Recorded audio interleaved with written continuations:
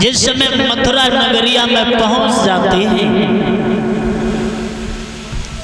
चारों तरफ देखते हुए आगे जा रहे हैं। बाबा नंद से कहने लगे कि बाबा क्या हम इस मथुरा नगरिया को घूम करके देखे आए? बाबा कहने लगे कन्हैया, ये वृंदावन नहीं है, ये भोजराज कंस का शासन है। और तुम्हारी ये आदत है कि उस वृंदावन में रहते थे तो किसी न किसी उस गोपी से छेड़ते रहती। अगर यहाँ तुमने ऐसा कुछ किया तो वो कंस पकड़ करके हमें और तुम्हें अपनी जेल में डाल देगा। कन्हैया कहने लगे बाबा भला मैं किसी से कुछ नहीं कहूँगा, दूर दूर से इस मथुरा नगरिया को घूम करके देख करके वापस आ जाऊंगा। उसी समय बाबा नंद इजाजत दे देते हैं। जब आगे बढ़ करके श्याम चले,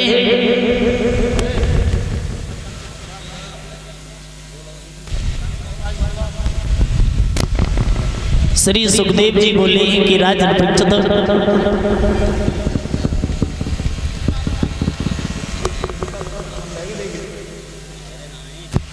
मेरे भगवत श्रोता, आज भगवान कन्हैया बड़े भैया बलराम जब आगे बढ़े हैं, जब बढ़ते हुए जा रहे हैं, सामने से देखा कि उस भोजराज कंस का धोबी चला रहा है और मदरा पान किए हुए झूमता हुआ पूरी गली में अकेलो ही बने। हाँ, पूरी गली में झूमत बहु जब चलो आए धोबी, तो भगवान यादवेंद्र योगी राज कृष्ण सामने पहुंचे और कहने लगे भैया धोबी एक काम करो। बोले क्या? बोले इनमें से थोड़े वस्त्र हमें दे दीजिए। बोले क्या? भगवान कहने लगे तुम हमारे मामा कंस के धोबी हो और हम और महाराज है तुम्हारे कंस उनके मेहमान हैं, तो इनमें से थोड़े वस्त्र हमें दे दीजिए। धोबी कहने लगा है इन वस्त्रों की लायक तुम्हारा चेहरा है, हटो एक तरफ। भगवान बोले धोबी।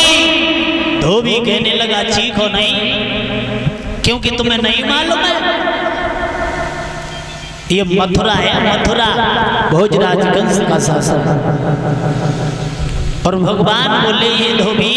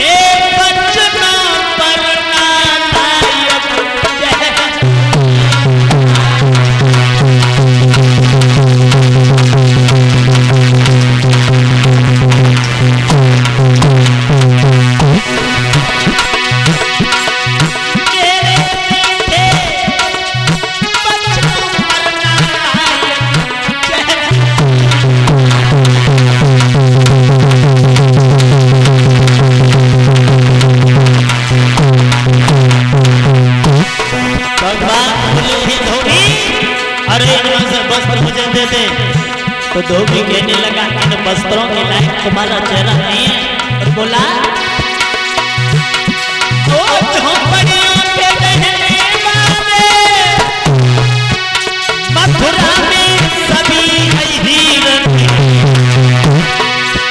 या शान तेरी चल पाएगी नंद बाबा की जागीर नहीं।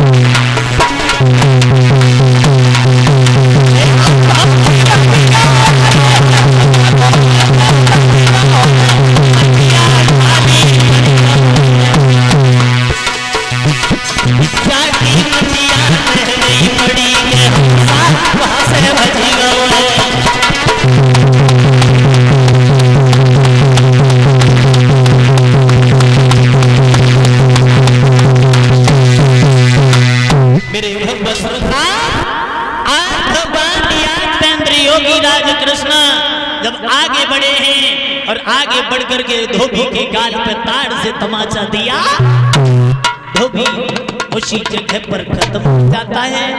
भगवान ने वो वस्त्र लिए हैं और आगे बढ़े हैं तो दर्जी ने उन वस्त्रों को सभी ग्वालों की नाप का बना करके उन्हें पहना दिया।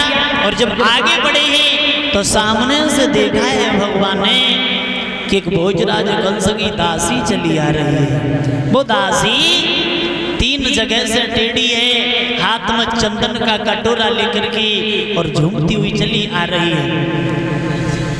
वो दासी कैसी है?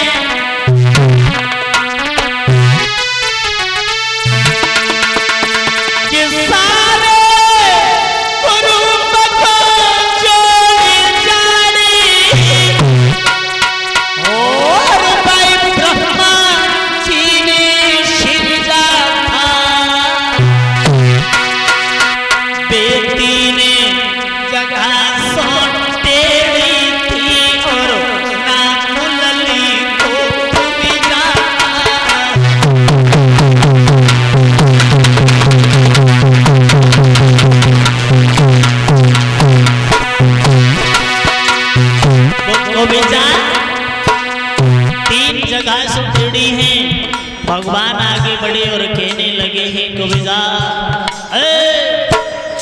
क्या हमारे भी तिलक करोगी? बोले क्यों नहीं। कविजा ने कटोरा में से चंदन लिया और भगवान के तिलक करने के लिए चली, लेकिन उचक उचक के रह जाए, पहुंची नहीं पाए। हाँ, उसी समय भगवान ने एक हाथ उसकी ठोड़ी से लगाया और एक पैर पर पैर रखा और धीरे धीरे 3 झटका लगाए तो कविजा बिल्कुल सीधी।